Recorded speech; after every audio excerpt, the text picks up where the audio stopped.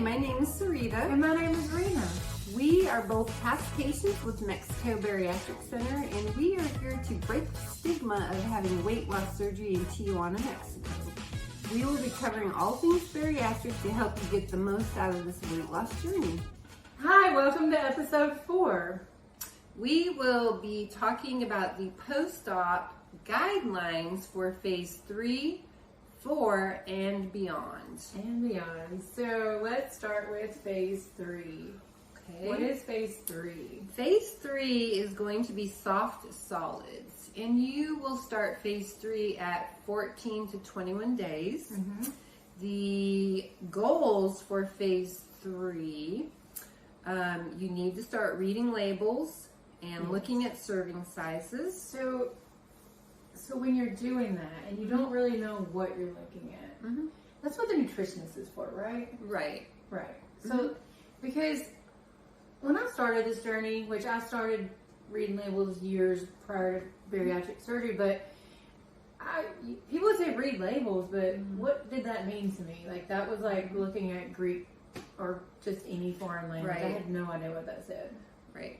So always reach out to the nutritionist, right? Right. And if you don't know. Right. And she can give you the correct guidelines as far as, your protein, your fats, your carbs, your fiber, sugar. You're not really going to keep really good track of that until phase 4 and beyond. Right now we're focusing on protein, weighing your food. But it's a good time to start learning what to look for on those labels. Yeah, and the serving size is really important because obviously you don't want to, overeat. Well, yeah, it would be really hard to, but you don't want to force. Right, you don't want to force yourself to eat too much. And so we're weighing our food.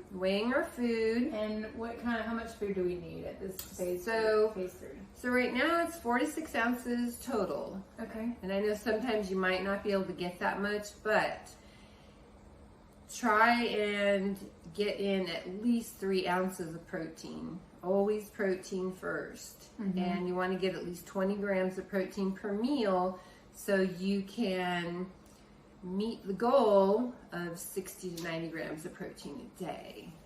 Yeah, right. That makes sense. And so when you're working on getting in this total 6 ounces, it's really important to watch for signs of fullness. Yes. So what are signs of fullness for you? Signs of fullness for me were nose running, hiccups, and burping. Okay. I feel like I've experienced a little bit of all that. I can't really pinpoint anything specific, so it's not like a for sure every time I'm full this happens, because it is like that for some people. Some people tell me without a doubt, if their nose starts running, do not take another bite. Yeah, don't. Just don't do it. And I feel like that maybe that's happened once, but just I'm not even gonna claim that it has because I can't recall, but I want to say that it has, and I just usually know that I'm full. I just usually know. Maybe some fullness, just pressure. Just a pressure that says, "Hey, I'm done. Hey, don't take another bite. Hey, don't do that. Else you're gonna be sorry." Don't do that. Yeah, so that's always something to watch out for as you start eating more solid foods. You're gonna see more restriction in this phase. Definitely. If you had the surgery, especially if you had sleeve and you're thinking, I can drink all this liquid and I just don't feel like I had surgery. Is something wrong? I can get all this liquid in. Right. Is this you had a perfect surgery. You're having a perfect recovery, and be thankful for that. Yes. But this is the phase where you will likely start seeing some more restriction than you were with just liquids. Absolutely. And it's important to chew. Yes. You want your food to be really soft. Right. Like applesauce, right? Right. Applesauce consistency. Yeah. I think you would chew it around 25 to 30 times each bite to get it to that consistency. Have you ever chewed and actually thought about how many times you were chewing? No. Me either. I just knew what applesauce consistency was. Yeah, I was thinking if it has chunks in it, I need to keep chewing. Right. Yeah. But I was just kind of curious because I could just imagine like chew once. No. I mean, you know. No. A really great way to start eating foods in this phase is with tiny utensils. Tiny utensils. Tiny utensils and tiny dishes. So here we have a toddler spoon, toddler fork, and we have a toddler bowl. Yes. And we have a toddler plate. Now, yes. I got these at IKEA.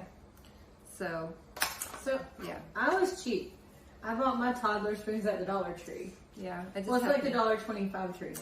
Yeah. So there's like, I want to say there was like a dozen, maybe yeah. 10, 6. I don't know. There was a handful and a pack. Right. And they're tiny little plastic spoons, and I carried them everywhere I went. So like I would have yogurt, and I would use my spoon and rinse it off and chunk it back in my purse or my bag. Yeah. Or chunk it back in my car. I kept spoons at my desk. I kept spoons in my car. And I always use those little tiny spoons, and that's an easy way to make sure you're taking very small bites. Very to not get too full too fast. You definitely do not want to take too big of a bite. You will be very sorry. And if you're putting food in these tiny little bowls instead of like a normal size bowl, it doesn't make you feel like mentally you get that sensation that you've had a meal. Right. So it's visually a meal, and it feels like a meal in your tummy, and it's just a good tip. Yeah, and it's a good tip. Not like you're missing out on something. It's you don't feel like you're just trying to fill up a whole big plate. Right, like we're used to. Right. Like we did before. Yes. And we cleaned that plate. Yes. Yeah.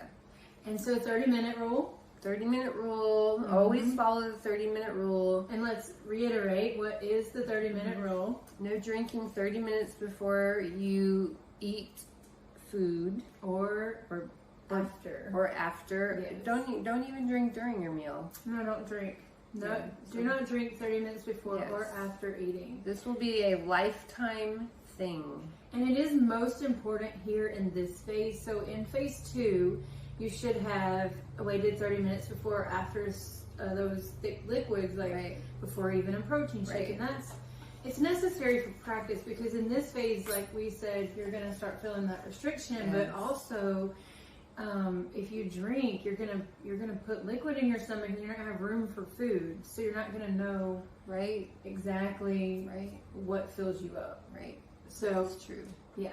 And then you're gonna try lots of new stuff here. So you're gonna kind of get away from drinking a bunch of stuff and start munching on some things. So it's important to try one thing at a time. Add one new food at a time, just to make sure you're able to tolerate it. And if you're not able to tolerate, go back later in recovery and try it again. Sometimes your tummy is not ready for that particular food. So always go back and try. So funny story. Can I tell you a funny story? So one of my very first soft solids was this bariatric recipe I found for a chicken avocado ranch thing. And so I didn't eat canned chicken really before surgery, so I don't know why I thought I should eat canned chicken after. But you can have canned chicken, we'll get to that, but you can have canned chicken. So this is like one of those things, one new food at a time. Well, if you try this salad thing that I made, I really tried 3 things at a time. Right? And this was the only time after surgery that I got sick. The only time. Okay. And let me tell you what I did. So I got my can of chicken, I got my avocado, and it cost for like half a pack of ranch. But I thought, I missed the flavor, right? 'Cause we've had such bland food up to this point, we're on like 3 weeks of completely bland everything. And so I thought, I'm gonna dump the whole pack in. And I did. And I ate that, probably the 3 or 4 bites I ate, I probably ate it entirely too fast, and the flavor was just entirely too much. Even if you never had a surgery, you would not want to have eaten that. It was so bad. Okay. And that came up. That's the only thing I ever lost after surgery, but that was like one of the first things I tried on phase 3. Don't know why I did that. That was kind of not sound appealing at all. That was my fault. It was not. I don't know what I was thinking. Okay. So one thing, moving on into the do's and don'ts. Do's and don'ts here. Yes. What's another don't for us? Here's a really big don't. Do not eat baby food. But why can't I eat baby food, Sarita? There is not enough nutrition in baby food for an adult. But it's already pureed. But it's already portion size. There's not enough nutrition in baby food for an adult. It's for babies. Okay. And there's a lot of sugar and there's a lot of salt and ingredients that you shouldn't have anyway. Right. You want natural. And you can make your own baby food out of real food and puree it and pretend it's baby food. You know, a lot of people do that these days. Yes. There's nothing wrong with that, but just don't buy commercial baby food and eat it. Yeah, don't do that. Yeah. Okay. Another thing you will do is avoid food with seeds, as they can get stuck on your staple line. So really wait a good 4 to 6 weeks before you do that. So that way it's fully healed, the staple line. Another thing you will do on phase 3 is 3 meals per day, and you'll be down to 1 protein shake a day. Okay. So those are some guidelines for the meals are interesting here though, because like a serving of cottage cheese could be a meal, right? I mean, it would be part of a meal. Part of a meal? Yeah. I mean, you could add some fruit to it. I mean, you can add something to it to make it, more wholesome. Yeah, more complete. Okay, so we'll get into that too, right? All right, so also in this phase, specifically at 14 days, whether you're already in phase 3 or not, if you've extended your phase 2, if you're having some nausea, some people do, and they need to extend their phase 2 a little longer, that's perfectly fine. That's why it's 14 to 21, right? 14 to 21 days. So if you are experiencing that, that's fine. But either way, you should start your vitamins back at 14 days. 14 days post-op? Yes. With vitamins, we addressed this prior to with medications. Don't crush. Don't open capsules. Take them as directed. Right. Definitely. And then, so what kind of vitamins do we need? So we highly recommend the Emerge vitamins. Who, by the way, sponsors this podcast. Yes, they do. And the link to that website will be on our website. Yeah. So yes, we highly recommend those. You can always reach out to your coordinator. Right, nutritionist. If you want to purchase Emerge, or nutritionist. Or the nutritionist. Yeah, of course, the nutritionist. Or you can go directly to the website, and it's emergebariatrics.com. Yeah, and order from there. And order from there. Yeah. They come in chewable, soft chew, they come in liquid, so you have a variety of choices. Awesome. And then, so also you want to start using things like supplements. People are like, oh, what about hair loss? So this is where you really want to kind of start upping your game, so to speak. You want to get your vitamins in. I personally do collagen peptides. I use Vital Proteins. It's the blue jar. I mix that in my morning protein shake still at this point, over 4 years out. Right. I still do have my morning protein shake, not because I need it. I just really want it. Honestly, it's a habit, I guess. It's just how I like to start my day. But I do mix my protein, I do mix my collagen in it and take my vitamins with that shake every day. It's just what I prefer. So with collagen peptides, though, you will see on the ingredients label, because you're going to start reading those labels, you're going to see protein. But collagen peptides are not considered, they should not be counted towards your total protein source of the day. Right. Because they are not a complete source of protein. Right, that is true. And so do not count them towards your protein for the day. Any of the protein in that, if you do take that. And as far as vitamins, gastric sleeve patients will need to take vitamins for at least 2 years. Yes. And also balloon. You should take vitamins for at least 2 years. Right. For sure, the first year we do recommend 2 years. You're also going to get those labs monitored every 3 months. Right. So, if for after that first year, if you want to kind of start adjusting your vitamins based on your labs, definitely work with your doctor and nutritionist about that, and you can adjust from there. Right, and it'll be lifetime for DS patients. DS and RY bypass. Yes, or mini bypass. The mini Either bypass, DS. Yeah, or DS patients. And, you know, the thing, too, we don't talk about DS a lot, duodenal switch, or duodenal switch, it's said both ways, but it's very important to take your vitamins after that. It's very important to take your vitamins with any surgery, but if you are a DS patient, please take your vitamins, because you have created the most malabsorption possible in your body, and you need them. You really, really need them. Very true. Yes. All of us need them post-surgery, but with DS, it's like ultimate level of needing vitamins. Very important. So moving on from that, if you want to talk about food, we can talk about food. Okay. So some of the foods allowed on soft solids. So we have eggs. Yummy. So when you try eggs for the first time, they recommend that you do a fried egg or a poached egg.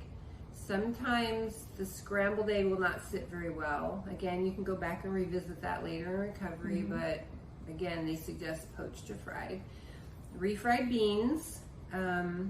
That was something I lived on for this whole phase. I love refried beans. I can actually just get some from the Mexican restaurant. It's so good. But also, you know what I did here? I don't know the recipe, like really where it come from, but I have to tell everybody about this recipe because it's so good. And me and this recipe are close. We have a relationship for a reason, and I'll tell you that reason. Okay. So if you Google refried bean soup bariatric, you got to add that extra word on there. Okay. It'll come up. It's actually on Pinterest. It uses the Rosarita refried beans, and then you'll know that's the right recipe if you see that. Anyway, it's really on there. And if you really want the recipe, you can always contact us, and I'll send it to you. But it's really delicious. And do you know why I love this recipe?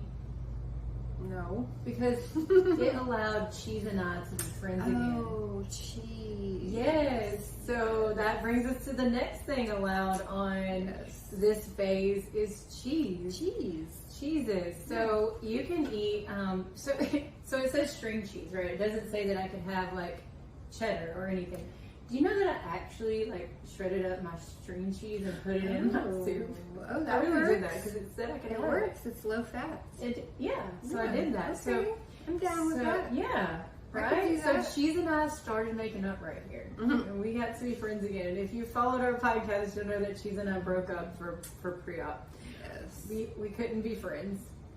But we started making up right here. So this is why me and this recipe kind of have like a thing. So cheese and I became friends again. You can do baby bell cheese, string cheese, ricotta cheese, cottage cheese. Yes, all the cheese. All the cheeses. Soft cheeses. There's a ricotta bake that's pretty popular. Yeah. For post-bariatric. I did try that. I kind of felt like it was good, don't get me wrong, but it was a lot of work. I never For tried a tiny little bite. I've seen pictures, but I've never tried Yeah, it. it was a lot of work for a little bite because you only eat like a little bite. And then I don't really like leftovers, so for me it was like, what was the point in all that work? So my family liked it. Yeah, I guess that was the point. Yeah, and so tofu and textured vegetable protein for those that are following a plant-based. Right. Fellow bariatrics. Right. Yeah. We have some meats you can try: shrimp, tuna, salmon, canned chicken. See, the shrimp thing just blows my mind. Yeah. Like when I think about shrimp, I don't eat seafood, okay? So I could be way off on this, but when I think about shrimp, I think of like rubber. And it just makes it hard for me to comprehend that going into like a phase 3. Yeah, I don't eat. But it's approved. So you can eat it if you like. You can try it. Remember, try one new thing at a time. If you don't tolerate, go back to it later. Yeah. Yeah, so that really kind of concludes phase 3. Yeah. It's pretty simple. You're gonna just add in some soft foods, really. Right. And chew them up very well. Chew. Make sure you're tracking. Don't forget to track. Right. Tracking is so important. And I'm gonna say that again because we're going into phase 4. And weighing food. And so weigh and track. Weigh and track. That's so important. Weighing and tracking. And we have a scale here Yes. that I use in my kitchen. And it's a digital scale. Okay. And I use it every day still to weigh my food and track my food. I got mine on Amazon. This was from Weight Watchers Okay. from a long time ago, but it works great. So you can literally just hop on Amazon and search food scale. Food scale. And you're gonna get one. They have them at Walmart too. Yeah, you can Over get in them the kitchen anywhere. department. Yeah. But yeah, I started tracking my food, weighing my food from the beginning. And weighing is really, really important. It's very important. Speaking of weighing food, moving on to phase 4 here. We're going to start phase 4 at like 21 days. Right, 21 days. Or when you're comfortable, as long as you're meeting your goals in phase 3. Right. Typically at that 21 day mark, 3 weeks out. So what are we weighing? What are we weighing for phase 4? So what we're weighing for phase 4 is we want to get 3 ounces of protein, 2 ounces of veggies, and 1 ounce of healthy fats. So I usually do my protein here, veggies here, and then the very small one would be the fat. However, when I go to eat my food, I will eat the protein first. So you like the 3 compartment meal containers? I do. I think I got these on Amazon, and they work out great. They're great for meal prep, great for, if you go to work, great for travel. Yeah. So I use them every day. That's awesome. And so when you say weigh your food, we didn't touch on this in phase 3, but how do you weigh your food? So you weigh your food on a scale. So you got your scale. Where'd you get your scale? Weight Watchers. Okay. And I bought mine on Amazon. Right. And you can literally get them anywhere. Okay. Walmart. Yeah, you can. Yeah. Anywhere. Yeah. So just search food scale and they come up and they're not expensive. I think mine was maybe 10 or 15 bucks. Yeah, or maybe less. I mean, they're everywhere. Yeah. Easy peasy. Okay. And so we're doing 3 ounces of protein, 2 ounces of veggies, 1 and 1 ounce ounce of healthy fats, which are.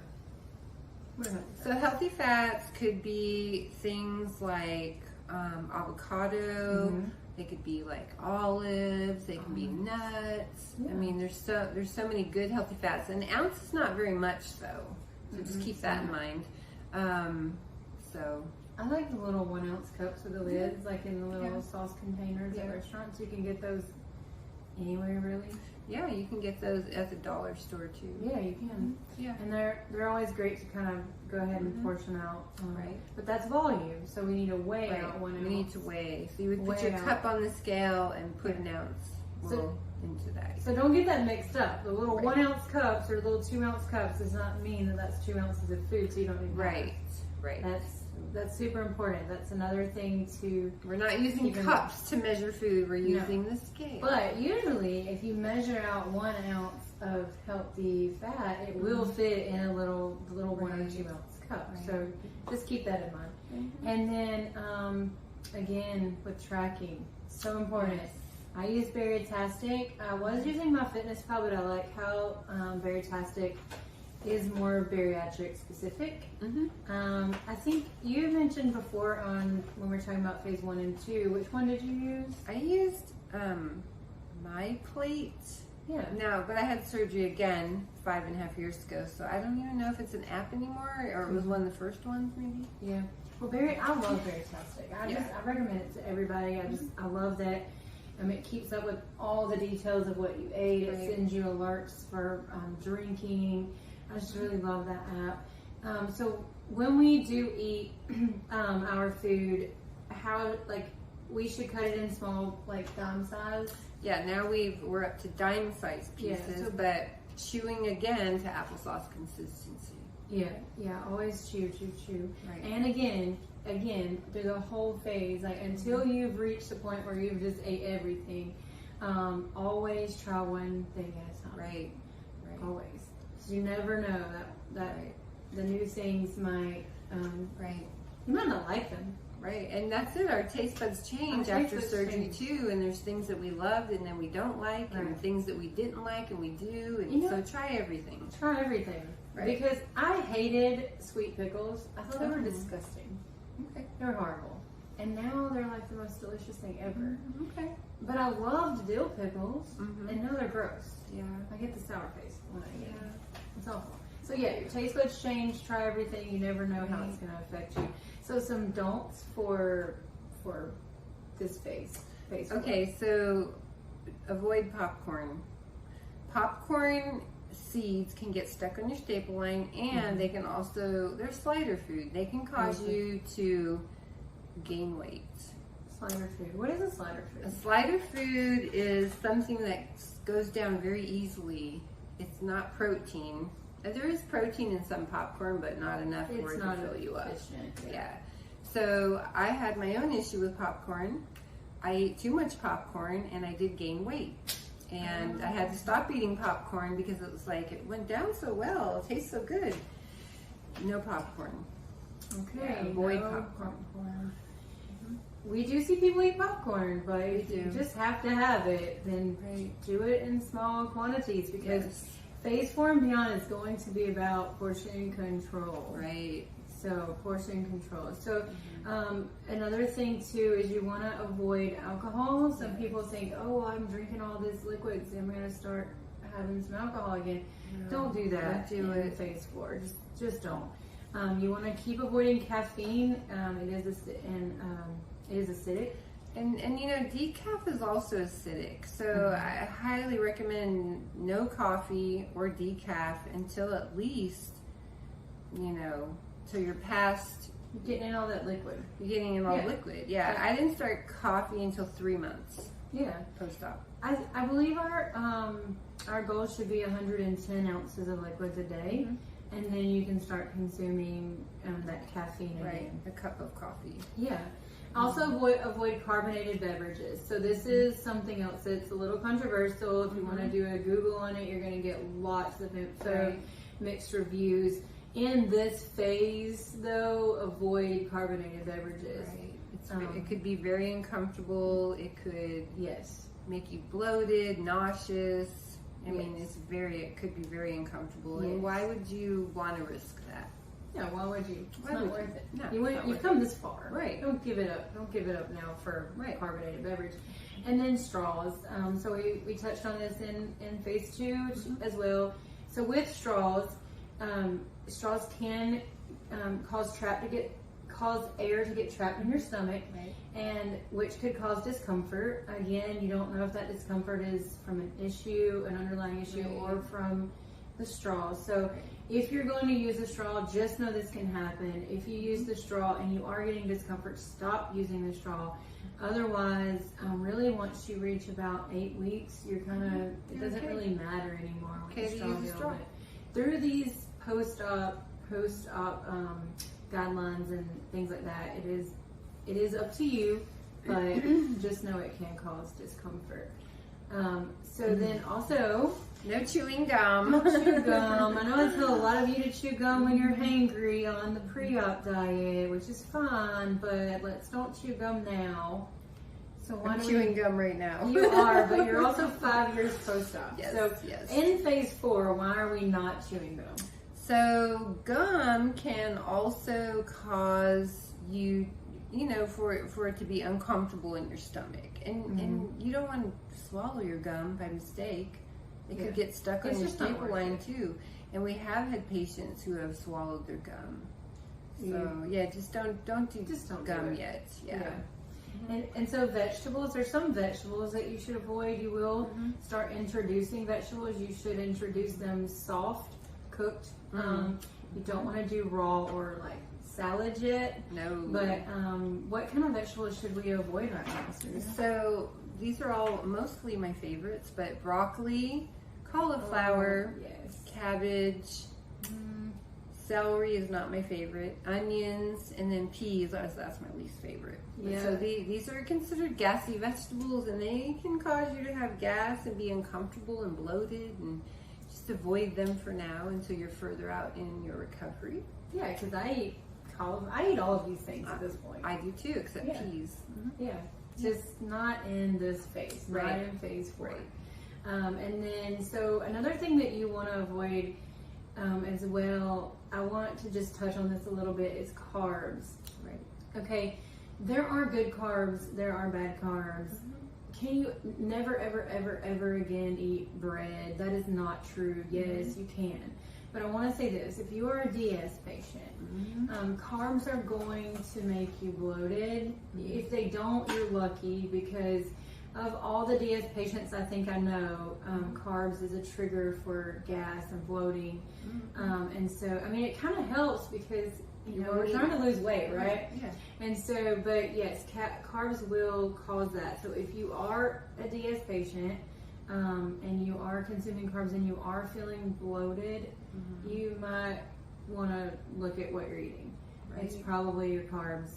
And for me, dairy. So I didn't have dairy issues prior to surgery, but I am feeling a little like maybe lactose these days. I think that some patients do have that issue. I read that. Yeah. We'll do a whole nother episode on that. Yeah, we will. We'll touch on that later. Yes, we definitely. Yes. So let's get to the yummy stuff, because foods. Let's talk about foods. Notice that I do still love food. Like, I'm not gonna say I don't. I love food. I'm a foodie. I love all kinds of food. Well, I was a foodie before, but even before surgery, I ate small portions. So it's all about portions at this point. And I love food. We actually had some really yummy stuff not so long ago in a restaurant, right? We did. Meatloaf sliders. Yeah, we did. And, you know, we ordered an appetizer and shared it. And we each ate one slider, and that was it. We ordered 2 appetizers. Right. And we brought home leftovers. Right. Yes. Yeah, so we brought home most of it. That's like bonus of bariatrics. Yeah. That's a bariatric bonus. Right. We had leftovers. Yeah. From appetizers. So anyway, so get into food. Meats. Sarita, what kind of meats can we eat? How should we eat meats? What should we do with meat? So meat should be very moist when it's cooked. So you would start with more of a dark meat, chicken. Usually if you can tolerate that, you're not going to have a problem with other types of meat. So, you know, if you can tolerate that, then try some more lean meats and make sure they're very moist when cooked. Yeah, so don't dry out your chicken. Right. Yeah, don't dry out your beef. Right. Some people have a harder time eating beef. They do. When they start reintroducing meat. Again, revisit it later if you can't tolerate it now. Try it later in your recovery because your tummy might not be ready. And then going back to my best friend, cheese. You know, at this point I got to make up with all the other cheeses, because now you can start eating all the other cheeses. Before we talked about softer cheeses, and at this point you can just start kind of all cheese, introducing all cheese. But keep cheese in moderation, because keep in mind cheese is a saturated fat. It's very high in saturated fat. It's very high in saturated and insulin resistance is a thing. If you have too much saturated fat in your diet, that can happen. Yeah, and you just want to limit it. Yes. Limit your cheese. Limit. But you can have it. You can definitely have it. And beans, so we've had refried beans at this point. Right. And now we can do like lentils and kidney beans and black beans and what are some other beans that you can think of? Well, pinto beans. Pintos, oh yeah, yummy. Yeah, I mean, beans are very good. They're easy on the stomach, aren't they? Right, they are, and they're high protein. They do have carbs, but they're good carbs.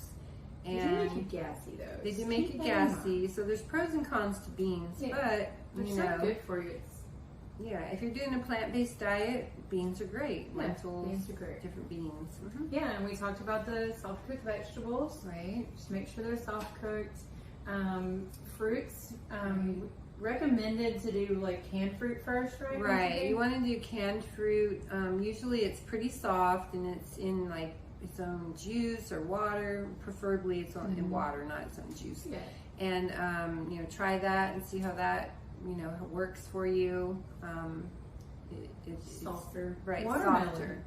Watermelon is mostly water. Watermelon is water, But be careful of the seeds. be careful with the seeds. Even seedless watermelons do tend They to do have seeds. But watermelon, I've actually seen a lot of people use watermelon at this phase to help with hydration. Right. So you can do that. And then, can I tell you something else funny? You know what it says on our pre-op diet? Our post-op diet in this phase? It says not to eat citrus skins. That's weird. Who's going to eat orange peels? Listen, I'm not making fun of anybody who eats citrus skins. I'm just saying I'm not aware of this. Well, people do use the peel as zest, like on So certain food. small. But it would still it might irritate. The you. acid in it, maybe. It could be that. I don't know. If anybody has any info on eating citrus Skins. Let me know. I'd really like some feedback on I would that. too. I don't know what citrus skins are, but other than, I guess my brain goes straight to lemon and orange pills. Yeah, Maybe that's zesting. something else. I just thought that was funny. Yeah. Did you think that's comical? Yeah, it's kind of weird. I think it's comical. Anyway, so also in this phase, there's a couple of things you want to watch for as you're introducing all this stuff. So if you have had an RNY, sugar is something that you really want to avoid, because eating sugar after having RNY, it will not guarantee do this, because we have had someone who was upset that they didn't get dumping syndrome from RNY. They actually wanted it because they thought that would stop them from eating bad food. but they didn't get it. So, and that's not a funny story, but it's a story that our surgeon liaison tells us. And so anyway, if you did have RNY, please be careful with sugar. You can get dumping syndrome after VSG. It's very uncommon. I had it one time. She did. I did. I had coffee creamer at 3 months. It's liquid coffee creamer. And immediately, well, not immediately, maybe 10, 15 minutes later, experienced dumping. Yeah, and what did it feel like? Death. It felt like Sorry, death. I don't mean to laugh. It was horrible. You do not ever want to go through this. Okay, so dumping syndrome, from a medical perspective, or my understanding of it from a medical perspective, is that when you have RNY, you have a stoma, which is like a little egg-shaped pouch instead of like the banana sleeve. So stomach breaks down sugar. That's how sugar is broken down, by churning in the stomach. So with a stoma, your food doesn't stay in long enough to churn and break down, so it essentially goes straight through you into your intestines. And so what happens with dumping syndrome is that your sugar reaches the intestines, and your intestines say, oh wait, what is this? We're getting rid of it. And then they just completely dump your system because they don't know what to do with the sugar. Right. So they dump it. And so for you to have it with the gastric sleeve makes sense, because it was a liquid. Right. And so liquid would pass through faster before your stomach had a chance to kind of break it all down. So that makes sense.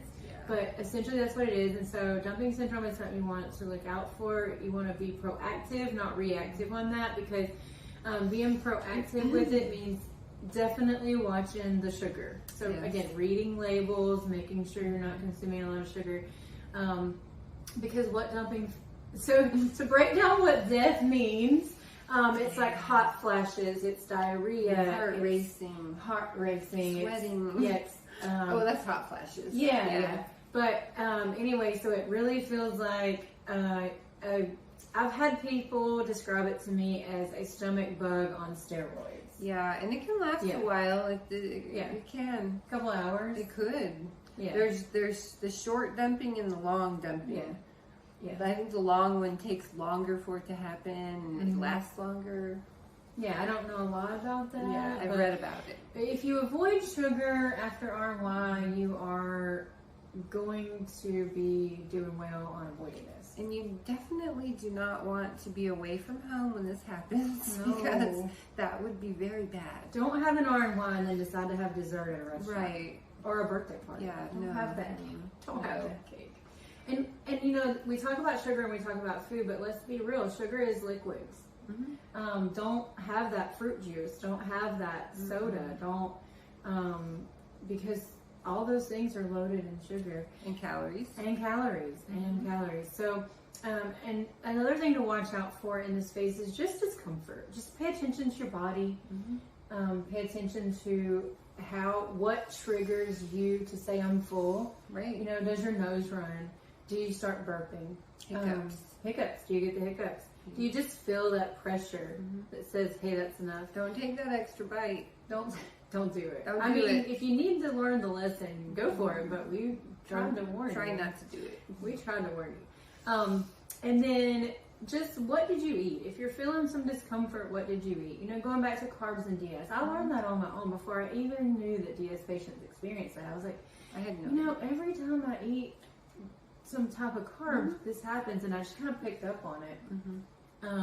And then I started researching it and checking all the groups and everything, and I found out, you know, this is very common. So definitely just pay attention to your body. Your body will tell you. Right. You know your body. Yeah, your stomach's going to talk a lot. Yeah, it does talk. Mine still talks. Mine still talks. I'm like, my sleeve is like 4 years old. What is this noise coming from? Yes. It's probably talking to us right now. But it just talks. Don't let that be alarming. We probably should have mentioned that in the first in phase 1. But your stomach is going to talk, and especially as you're trying new things, it makes lots of noise. Be prepared if you're at someone's house or you're out to eat. You might start talking. Yeah, just rumbling like you're hungry, but you just ate. Because that happens. That's normal. Don't think something's broken. And just watch, like I said, just watch your body, pay attention. And then Sarita already touched on meal prep. But I don't meal prep because I don't like leftovers. I love leftovers. She's a meal prepper. Total meal prepper. Yes.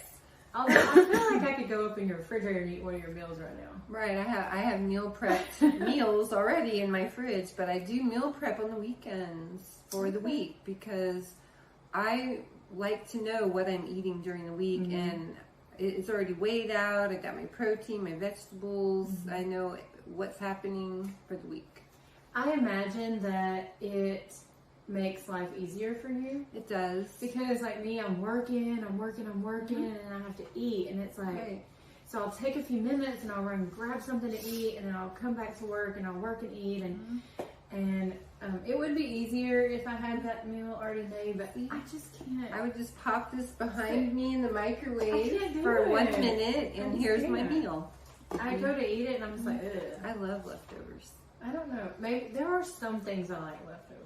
There really is some things, but not me. Not enough to meal prep. You know, at 5.5 years post-op, I mean, I do follow the guidelines still because I want to, maintain my weight loss. Yeah, same. I mean, I can literally eat anything on the planet that I wanted to eat. It may not agree with me. Me too. But I'm capable. Right. You know, it may not agree with me, and I may gain some weight if I decide to go out and eat cheesecake all day. But hey, I could do it. Right. So, and you'll get there too. If you're in this phase, you'll get there too. Just weigh. I always say weigh, because if you think you're eating 3 ounces of food, what happens is your eyeballs grow. 3 ounces is not that much. It's not. And you know, if you think you're eating 3 to 4 ounces of meat, next thing you know, your 3 to 4 ounces, like you're a year or 2 years out, it's 8 ounces. It's turned into like, well, yeah, at least 6, right? Yeah. That happened to me, and I was like, oh, I need to weigh my food again. Right. And I was like, wow, I'm eating. No wonder I'm full. Yeah. Sometimes I look at it and I'm like, that's gotta be more than that. Yes. It has to be more food in there than 3. And you know, even at 4 years out, yes, I did have a revision. I honestly don't think my stomach got tightened though. I don't think it needed it. I have to go back and look at my report, but I don't recall it. But even still, and Sarita still eats like me. Like we both eat tiny portions, and I still have restriction. Yes. I can still feel that restriction after 5.5 years. Yeah. So keep tracking, keep weighing. In this phase, you're going to start running, especially at this 21 days.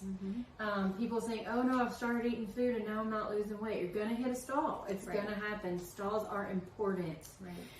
Stalls need to happen. It's good for your body. Right. Your body has to catch up Yes. to everything that's happened, adjust, and you just keep doing what you're doing. Trust the process. Don't eat less, because that is not what you need to do. that's not what you need to do. It's not going to help you. Just keep doing what you're doing, following the guidelines, and it'll happen again. And check your measurements. You sometimes lose inches.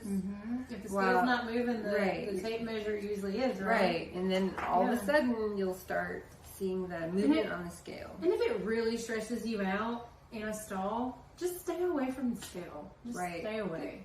Don't weigh yourself. Just don't do it. I personally weigh every day. I weigh every day. But it's highly advised against to do that. Sometimes twice a day. Yeah, me too. Well, because I weigh myself and my trainer weighs me at night, so Okay. yeah, so twice a day. Okay.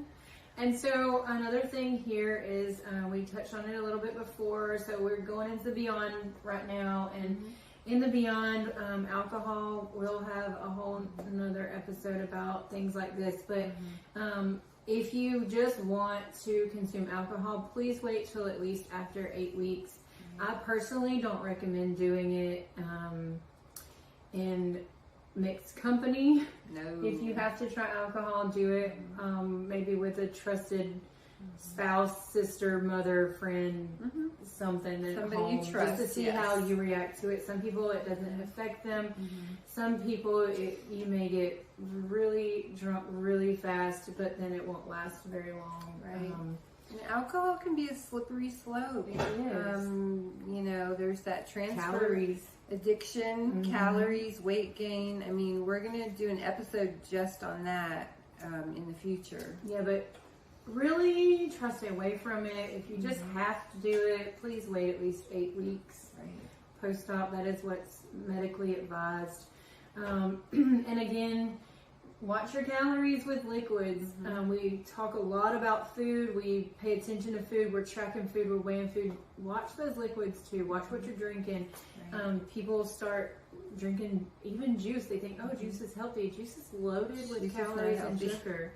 Loaded. Water is healthy. Water is healthy. Add flavoring to your water, but water is healthy. People start back on carbonated drinks. No. And while the carbonation may not bother you, that's okay if you can handle it. And we're talking way beyond. You know, we're talking months out. But if you can handle it, that's fine. I drink some carbonated drinks every once in a while. It's like the zero sugar. I have not had any carbonation probably 15 years.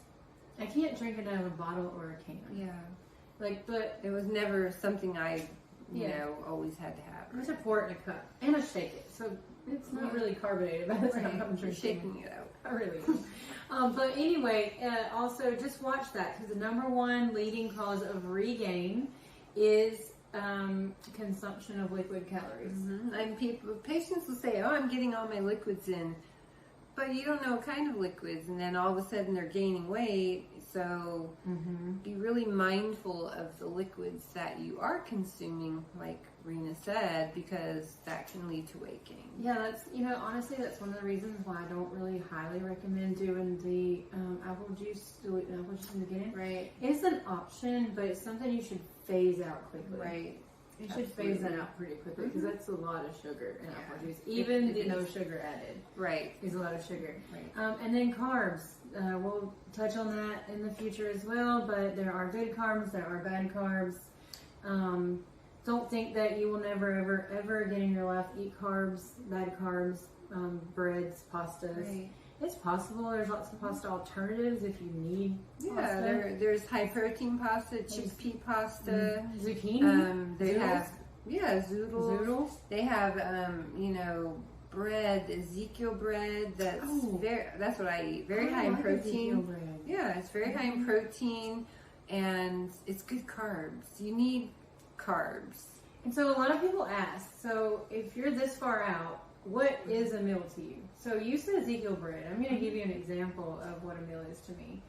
I can eat one scrambled egg with half, just I cut it in half, of an Ezekiel McMuffin, like an Ezekiel English muffin piece. And that is a meal. Right. I get full on that. Right. So I can take a piece of Ezekiel bread, the sesame, it's in the green package, toast it, and put a piece of cheese and a piece of turkey from the deli, Oh, that sounds good. and fold it over and make a sandwich. And that's a really high protein, good carb snack to eat before I do strength training. Oh, that's nice. Yeah, That's really nice. Very, very good. Yeah. So see if you continue to maintain watching what you eat and weighing out your food, you will be 5 years post-op eating a half a sandwich too. Right. Right? Yes. Yeah, living off half a sandwich, half an egg muffin. Right. You know. Yeah.